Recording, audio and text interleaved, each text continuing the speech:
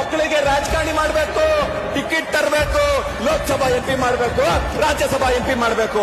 ಆದ್ರೆ ಇಲ್ಲಿರ್ತಕ್ಕಂಥ ಬಡವರು ವಿದ್ಯಾರ್ಥಿಗಳ ಬಗ್ಗೆ ನಿಮ್ಗೆ ಕಿಂಚಿತ್ ನಾಚಿಕೆ ಮಾನ ಮರ್ಯಾದೆ ಇಲ್ಲಿರ್ತಾರ ನಮ್ಮನ್ನ ವರ್ತಿಸ್ತಾ ಇದ್ದೀವಿ. ಫಾರಿನ್ ಅಮೆರಿಕ ದುಬೈದಲ್ಲಿ ಕಳಿಸ್ತೀರಿ, ಬಡವ್ರ ಮಕ್ಳಿಗೆ ಗೊತ್ತಿಲ್ಲ ನಿಮ್ಗ ಏನ್ರಿ? ದಿನಕ್ಕೂ ಸುಳ್ಳು ಭರವಸೆ ಕೊಡ್ತೀರಿ, ಸುಳ್ಳು ಹೇಗೆ ಕೇಳ್ತೀರಿ? ಮಾನ್ಯ ಮುಖ್ಯಮಂತ್ರಿಗಳೇ, ನಿಮ್ಗೆ ಸವಾಲನ್ನ ಹಾಕ್ತಾ ಇದ್ದೀನಿ. ತಾಕತ್ತಿದ್ರೆ, ನಿಮಗ್ ತಾಕತ್ತನ್ನದಿದ್ರೆ, ದಮ್ಮಿದ್ರೆ ಪ್ರಪಂಚದಲ್ಲಿ ಮತ್ತೊಂದು ನೇಪಾಳವನ್ನ ಸೃಷ್ಟಿ ಮಾಡಬೇಡಿ. ಯಾಕಂದ್ರೆ ವಿದ್ಯಾರ್ಥಿಗಳ ಶಕ್ತಿ ಇವತ್ತು ಎಲ್ಲ ರಂಗಗಳಲ್ಲಿ ಕೂಡ ಮೀರಿಸುವಷ್ಟು ಶಕ್ತಿ ಇದೆ ಅಂತ ಹೇಳ್ತೀವಿ. ಬಿಟ್ಟಿ ಭಾಗ್ಯ ಏನು ಬೇಡ, ವಿದ್ಯಾರ್ಥಿ ಜೀವನಕ್ಕ ದಾರಿ ದೀಪ ಆಗೋದ್ ಕೊಡ್ರಿ. ಬಿಟ್ಟಿ ಭಾಗ್ಯ ತಗೊಂಡ್ ಏನ್ ಮಾಡೈತ್ರಿ? ನೀವು ಬರ್ರಿ ನಮ್ಮನೆ, ನಾನೇ ನಿಮ್ಗೆ 4,000 ಕೊಡ್ತೀನಿ. ನಮ್ಮನೆ ಬಂದ್ ಕುಂಡ್ರೆ 4,000 ಆಗಿದ್ದೆ ನಿಮ್ಗೆ ನೋಡೋಣ.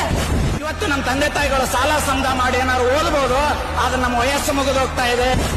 ನಿಮ್ಗೆ ಏನ್ ಅನ್ಸಲ್ವಾ? ನಾವು ಹೆಣ್ಮಕ್ಳು ಬೀದಿಗೆ ಬಂದಿವಿ, ಮನೆಗೆ ಬಂದ್ರೆ ನಮ್ಗೆ ಬೆಲೆನೇ ಇಲ್ಲ. CM ಅವರೇ, ನೀವು ಕೂಡ ಅಷ್ಟೇ. ಕಾವೇರಿ ಮಾಸ್ ಬಂದ್ರೆ ಏನ್ ಹೇಳ್ತೀರಿ ಗೊತ್ತಾ?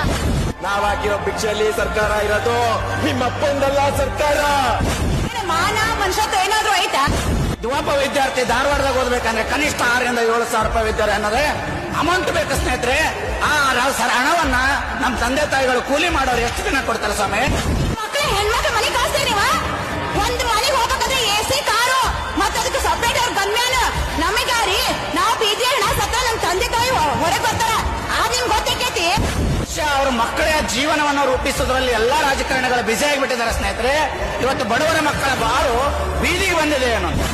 ನೀವು ಟೋಪಿ ಮಾಡಿರಿ, ಅದೇ ಟೈಪ್ ನಮ್ಗೇನಾರು ವಯೋಮಿತಿ ಕೊಡ್ಲಿಲ್ಲ, CM ಮನೆಗೆ ಮುತ್ತಿಗೆ ಹಾಕೋದು ಗ್ಯಾರಂಟಿ, ನಾವಂತೂ ಬಿಡೋದಿಲ್ಲ. ಏನ್ ಆಟ ಹಚ್ಚಿರಿ? ದಿನಕ್ಕೂ ನಾನು ಎಣಿಕೆ ಕೊಡ್ತೀರಿ. ಕಳೆದ ವರ್ಷ ಹೇಳಿದ್ರಿ ಸ್ವಾಮಿ ನೀವು 1,000 ರೂಪಾಯಿ ಬೇಡ, ಫ್ರೀ ಬಸ್ ಬೇಡ, ವಯೋಮಿತಿಯನ್ನು ಹೆಚ್ಚಿಗೆ ಮಾಡಿ ಉದ್ಯೋಗವನ್ನು ಸೃಷ್ಟಿ ಮಾಡಿ ನಾವು ಓದಿ ನಮ್ಮ ಶ್ರಮದಿಂದ ನಮ್ಮ ಕುಟುಂಬವನ್ನ ಸಾಕ್ತೇವೆ ಸ್ವಾಮಿ.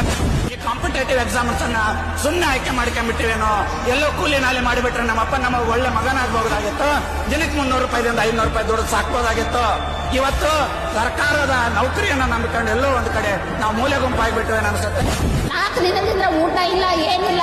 ನಾವು ಒಂದು ಅವಕಾಶ ಕೊಡಿ, ಯಾಕಂದ್ರೆ ರಾತ್ರಿ ಹೋಗ್ಲಿಕ್ಕೆ ಕೇಳಿದ್ರು ಒಂದು ಅವಕಾಶ ಮಾಡಿಕೊಡ್ತಾ ಇಲ್ಲ.